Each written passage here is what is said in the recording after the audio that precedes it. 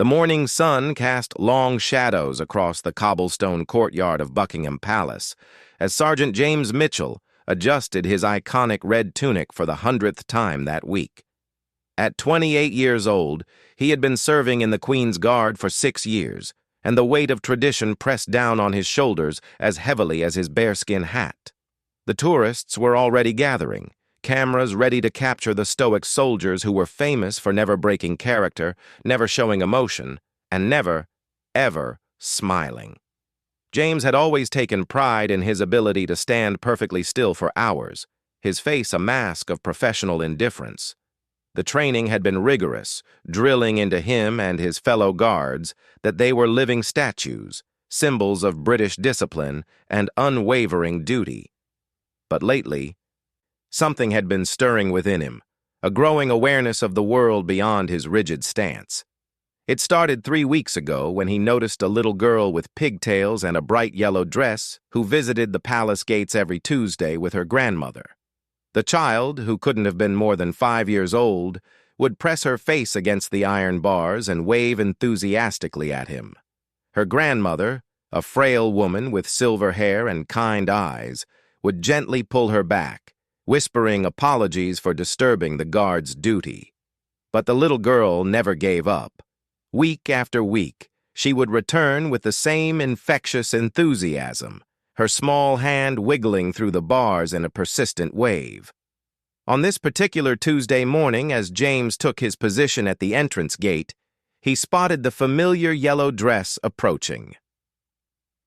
The grandmother looked more tired than usual, leaning heavily on her walking stick, while the little girl skipped beside her with boundless energy. As they reached their usual spot, the child immediately began her ritual of waving and calling out cheerful greetings that James was trained to ignore. But today felt different. Perhaps it was the way the morning light caught the hope in the child's eyes, or maybe it was the gentle smile of the grandmother who never seemed to lose patience with her granddaughter's weekly ritual. For the first time in his career, James felt his professional facade beginning to crack. A warmth spread through his chest, fighting against years of rigid training. The little girl had been talking to him, treating him like a friend despite never receiving any acknowledgement. She told him about her pet hamster named Biscuit, her favorite pink bicycle, and how she was learning to read big words in school. Her grandmother would listen patiently, occasionally adding gentle corrections or encouragement. There was something profoundly moving about this one-sided conversation that had been continuing for weeks. As the minutes ticked by, James found himself fighting an internal battle. His training screamed at him to maintain discipline, to uphold the centuries-old tradition of the Queen's Guard. But his heart whispered something entirely different. The little girl's unwavering faith that he was listening, that he cared about her stories, had touched something deep within him that he thought his military training had buried forever. When the grandmother began to gently guide her granddaughter away, preparing to leave as they did every week, the little girl turned back for one final wave. Her small face was filled with such pure hope and affection that James felt something inside him snap. Before he could stop himself, before his rational mind could intervene, he did something that would change everything. With the slightest movement, barely perceptible to anyone except the little girl, James winked. The child's reaction was immediate and explosive. Her face lit up like the 4th of July, her mouth forming a perfect circle of surprise and delight. She tugged frantically at her grandmother's coat, pointing excitedly at James, babbling about how the nice soldier had winked at her. The grandmother looked skeptical at first, but when she saw the genuine joy radiating from her granddaughter's face, her own expression softened into a knowing smile. Word of the incident spread among the other guards faster than James had expected. By the afternoon shift change, half the regiment knew that Sergeant Mitchell had broken character. Some of his colleagues shot him disapproving glances, muttering about discipline and tradition. Others, however, seemed curious, as if his small act of humanity had planted seeds of question in their own minds. That evening, as James walked home through the busy London streets, He couldn't shake the image of the little girl's face. Her pure joy at receiving such a simple acknowledgement had been more rewarding than any military commendation he had ever received. He began to notice things he had never paid attention to before during his daily walks home. The homeless man who sat outside the tube station with his loyal dog, holding a cardboard sign asking for help. The elderly woman who struggled with her heavy shopping bags as she climbed the steps to her flat.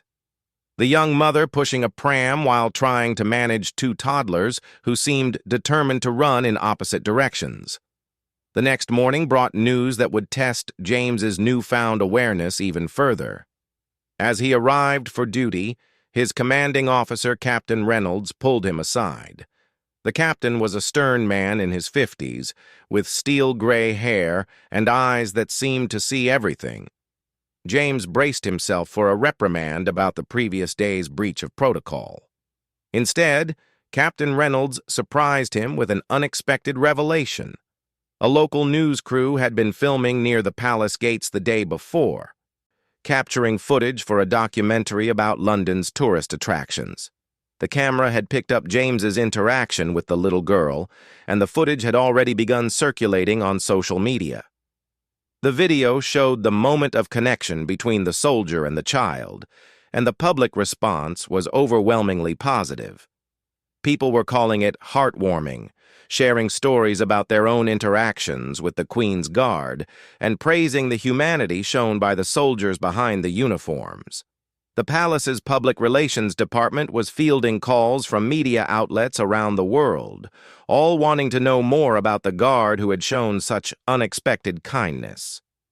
Captain Reynolds explained that while James had technically broken protocol, the positive publicity was impossible to ignore. But there was more to the story. The little girl's grandmother had contacted the palace through official channels, sharing something that made James's small gesture seem even more significant.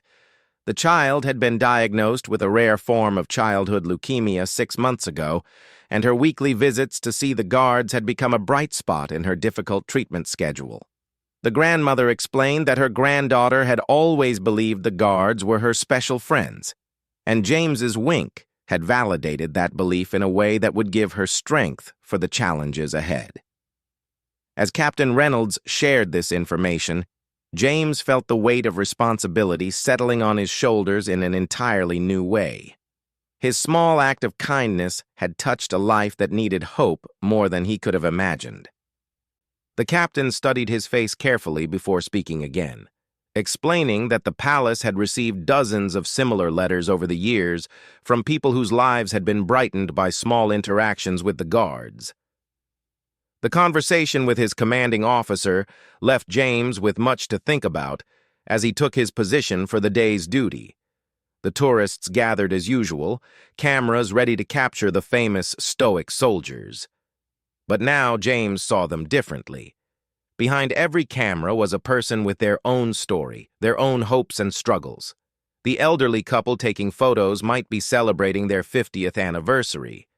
The teenager with the bright smile could be visiting London for the first time, creating memories that would last a lifetime. As the day progressed, James began to notice his fellow guards in a new light as well. He had always focused on their shared commitment to duty and discipline, but now he started to see the individuals beneath the identical uniforms. There was Private Thompson, barely 20 years old, who sent most of his salary home to help support his younger siblings.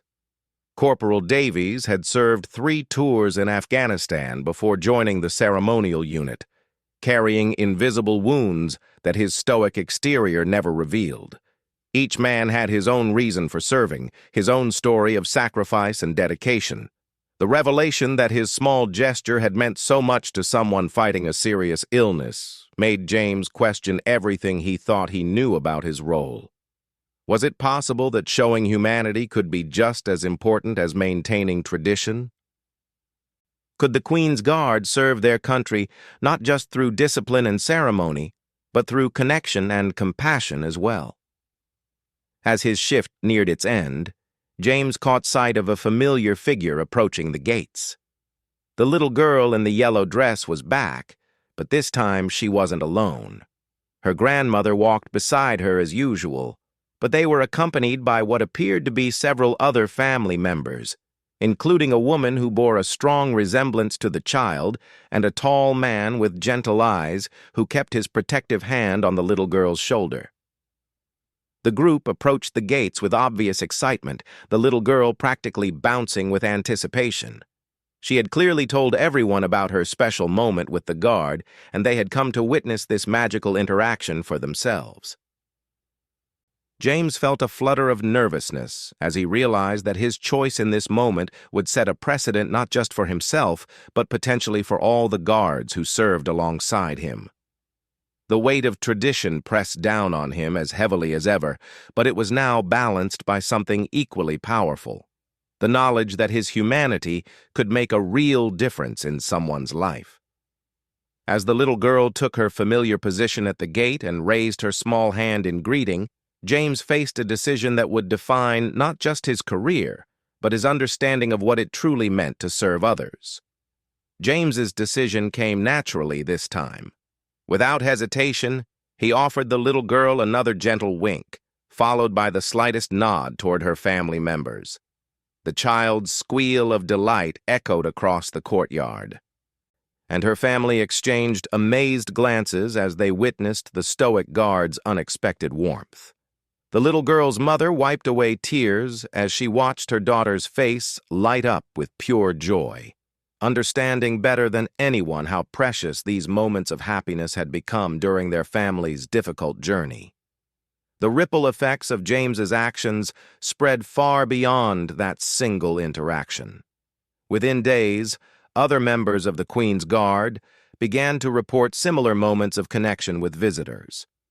Private Thompson found himself sharing a subtle smile with an elderly veteran who recognized the military bearing in his stance. The old soldier had served in Korea and wanted to pay his respects to the young generation, carrying on the tradition of service. When Thompson acknowledged him with a brief but meaningful glance, the veteran stood a little straighter, his chest swelling with pride at being recognized by a brother in arms. Corporal Davies discovered that his years of combat experience had given him an ability to recognize others who had seen war. During his afternoon shift, he noticed a middle-aged woman standing apart from the tourist crowds, her eyes holding a distant sadness that he recognized all too well. She wore a small military widow's pin on her jacket, and when their eyes met, Davies saw the weight of loss she carried. Without breaking his official stance, he managed to convey a moment of understanding that left the woman nodding gratefully before she quietly walked away. The transformation wasn't limited to the guards themselves. Captain Reynolds began receiving reports from palace staff about changes in visitor behavior as well. The tourists who had always treated the guards as living statues were beginning to approach them with more respect and genuine interest. Children who had previously tried to make the guards laugh or move were now content to stand quietly nearby, sensing something different in the atmosphere around the ceremonial posts. Word of these changes reached unexpected places throughout London. Father Michael O'Brien, who ran a small soup kitchen near Westminster, heard about the guards' new approach to their duties from some of his regular volunteers. Inspired by their example, he decided to visit the palace himself to see what was happening. As a priest who had spent decades serving London's most vulnerable populations, he was always interested in examples of compassion breaking through institutional barriers.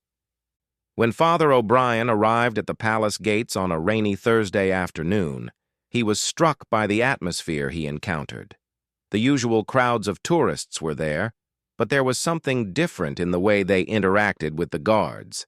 Instead of the typical attempts to provoke reactions, people seemed content to simply observe and appreciate the dedication of these young men. The priest positioned himself where he could watch the guards' interactions with visitors, and what he saw convinced him that something truly special was happening. During his observation, Father O'Brien witnessed James's interaction with an unexpected visitor. A young man in his early 20s approached the gates, but unlike the typical tourist, he seemed nervous and uncertain. His clothes were worn but clean, and he carried himself with the careful dignity of someone who had learned to be self-reliant despite difficult circumstances. The priest recognized the signs of someone who had been living rough, probably homeless for at least several months. The young man stood at a respectful distance from the guards, not seeking attention but simply watching with obvious admiration. Father O'Brien noticed that his shoes were held together with duct tape and that he kept checking a small notebook that he pulled from his pocket. When James noticed the young man's respectful attention, something in the visitor's demeanor reminded him of his own younger brother, who had struggled with employment after leaving school. Instead of maintaining his typical stoic pose, James allowed his eyes to meet those of the young visitor. In that brief moment of connection, he conveyed a message of recognition and respect that spoke to the young man's dignity despite his circumstances. The visitor straightened his shoulders, closed his notebook, and walked away with noticeably more confidence than he had arrived with. Father O'Brien followed the young man at a discreet distance, curious about the effect of the guard's acknowledgement. He caught up with him at a nearby bus stop and struck up a conversation.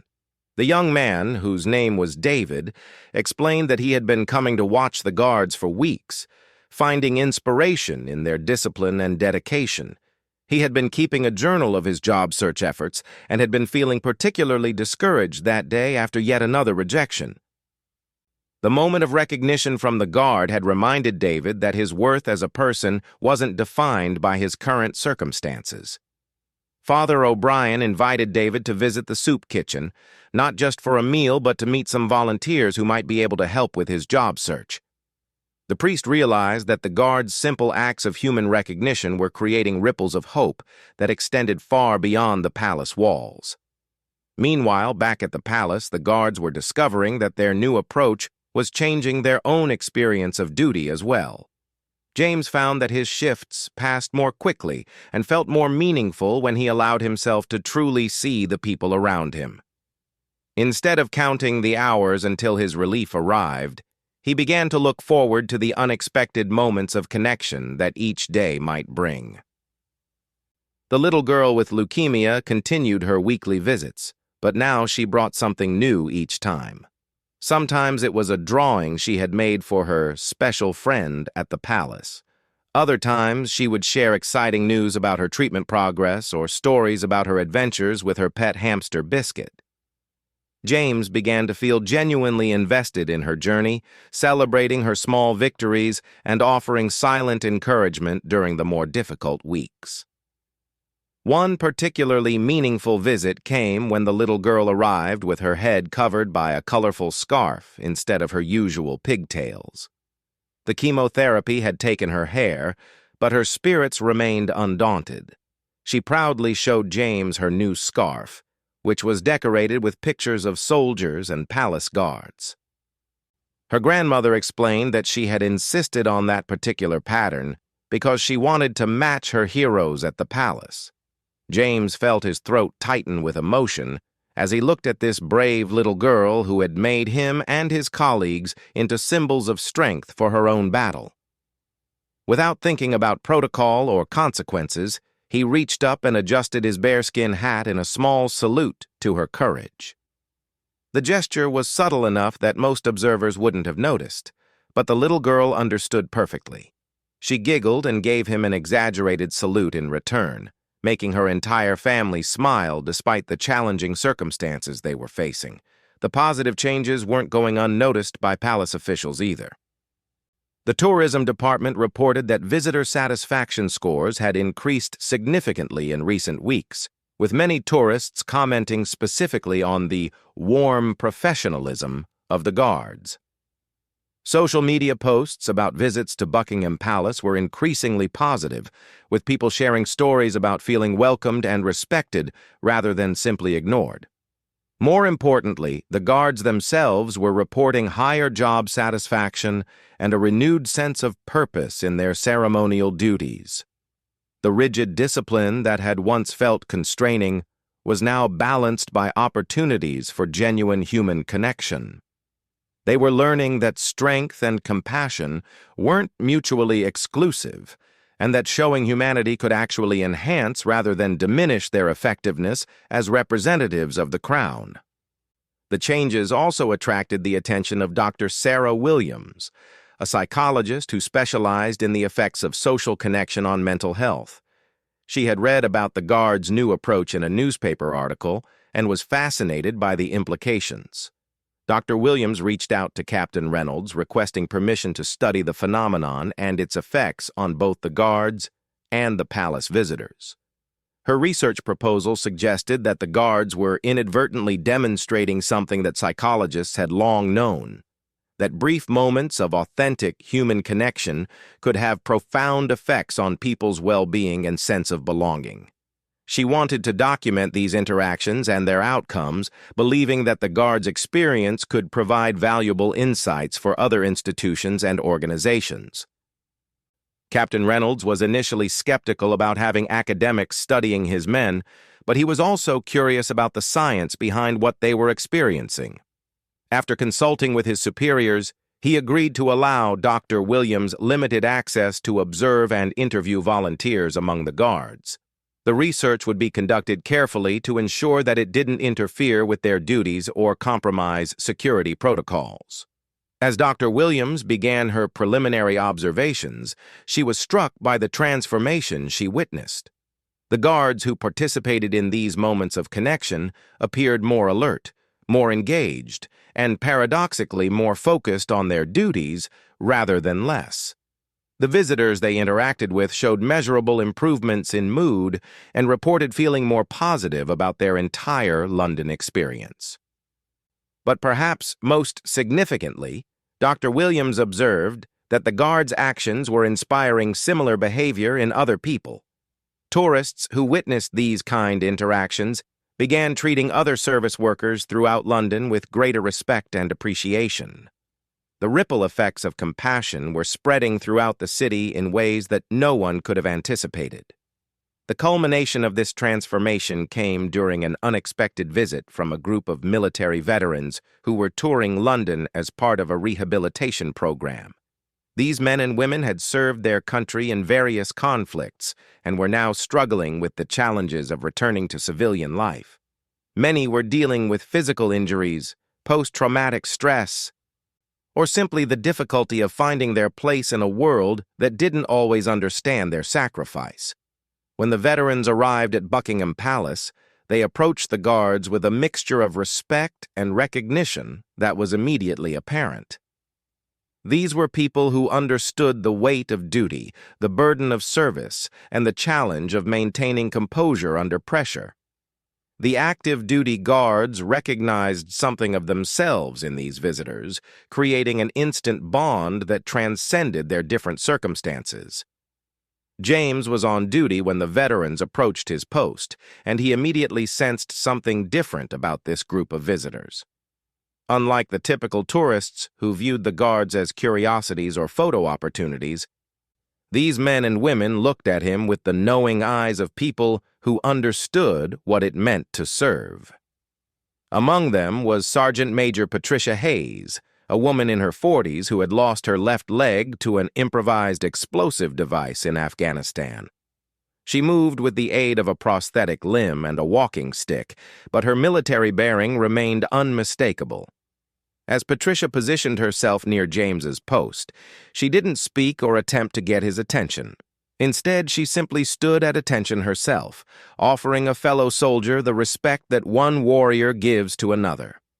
The moment stretched between them, filled with unspoken understanding about duty, sacrifice, and the bond that connects all who have worn their country's uniform. Without breaking his official stance, James managed to shift his weight in a way that acknowledged Patricia's presence and her service. It was the slightest movement, barely perceptible to casual observers, but Patricia caught it immediately.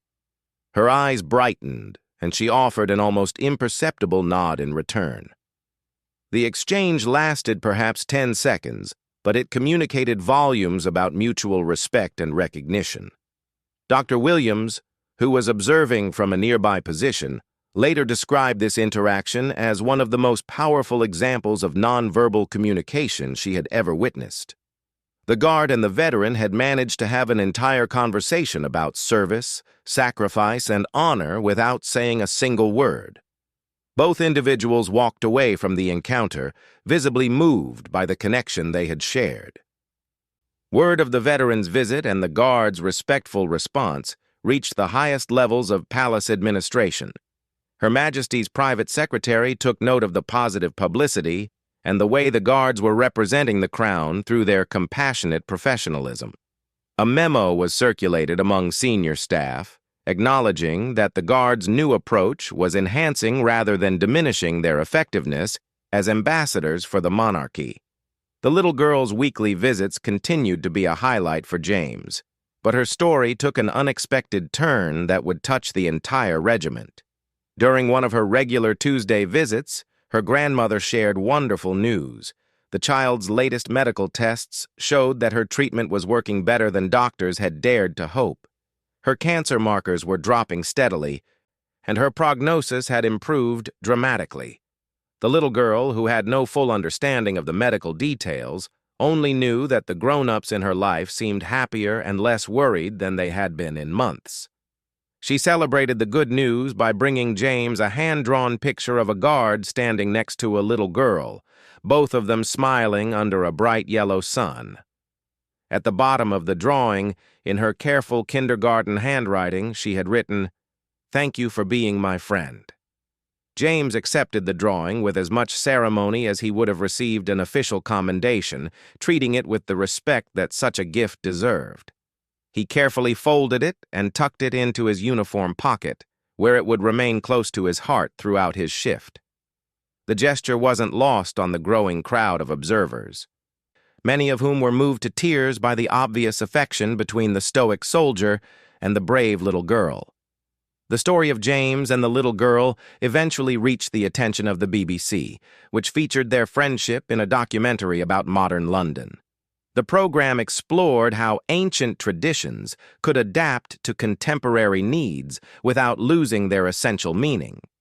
James agreed to be interviewed out of uniform, sharing his perspective on how showing humanity had actually made him a better soldier rather than a less disciplined one.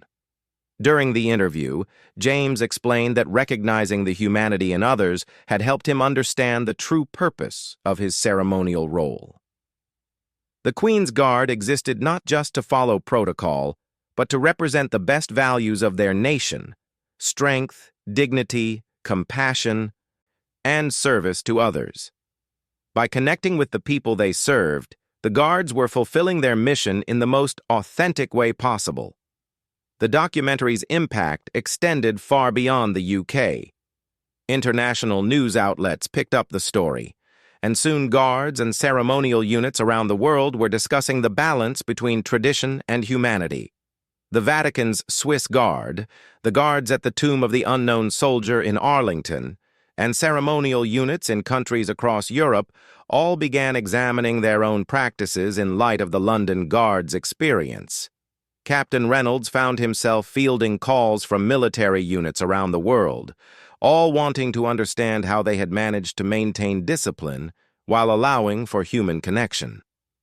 His response was always the same. They hadn't abandoned their standards or their traditions. Instead, they had discovered that true strength came from the confidence to show compassion when appropriate. The transformation also attracted attention from unexpected quarters. A group of teachers from a London primary school reached out to the palace, asking if some of the guards might be willing to visit their classrooms to talk about service, dedication, and treating others with kindness. The students had been inspired by the stories they had heard about the guards' acts of compassion and wanted to learn more about how they could apply similar principles in their own lives. James volunteered for the first school visit, nervous about how he would connect with a classroom full of energetic children, but his concerns proved unfounded. The students were fascinated by his stories about the importance of duty and the joy that came from making others feel valued and respected. When one child asked how a soldier could be both strong and kind, James explained that the strongest people he knew were those who used their strength to protect and care for others. The school visits became a regular part of the Guards' community engagement, with different members of the unit sharing their experiences with students throughout London. The children learned about history, tradition, and service, but they also learned about empathy, respect, and the power of small kindnesses to make big differences in people's lives. Meanwhile, Father O'Brien had been tracking the positive changes spreading throughout his community. David, the young homeless man who had been inspired by James's recognition, had found stable employment and housing with help from the priest's network. But more than that, David had begun volunteering at the soup kitchen himself, passing on the dignity and respect he had received to others who were struggling with difficult circumstances. The ripple effects continued to spread in ways that no one could have predicted.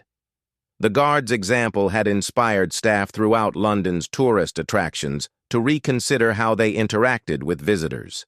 Museum guards, tour guides, and other public-facing employees began looking for opportunities to show kindness and recognition to the people they encountered in their daily work. Dr. Boss Williams completed her research and published findings that supported what everyone at the palace already knew. Small acts of human connection had measurable positive effects on both the giver and receiver. Her study documented improvements in job satisfaction among the Guards, increased visitor satisfaction at the palace, and even positive changes in the broader community surrounding the royal residence. The little girl's recovery continued to progress remarkably well, and her weekly visits evolved into celebrations of her growing strength and health. By winter, she had completed her treatment successfully, and her hair was growing back in soft blonde curls that peeked out from under her colorful winter hat. She still brought James pictures and stories, but now they were filled with plans for the future, rather than quiet courage in the face of uncertainty. On the anniversary of James's first wink, the palace organized a small ceremony to recognize the Guards' contributions to public relations and community engagement.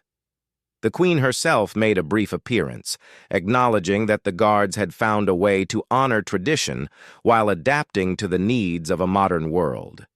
She expressed her pride in soldiers who understood that true strength included the courage to show compassion.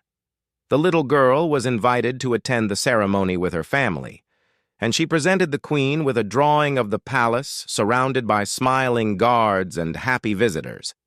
Her Majesty accepted the gift with genuine warmth, commenting that it perfectly captured the spirit of what the Guards represented, the protection and celebration of what was best in human nature.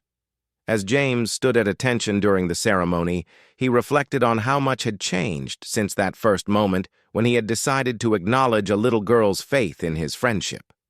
What had begun as a simple human impulse had grown into a movement that affected not just the Guards and their visitors, but an entire community of people who had been inspired to treat each other with greater kindness and respect. The ceremony concluded with the presentation of a new, unofficial motto for the Queen's Guard: strength in service, honor in humanity.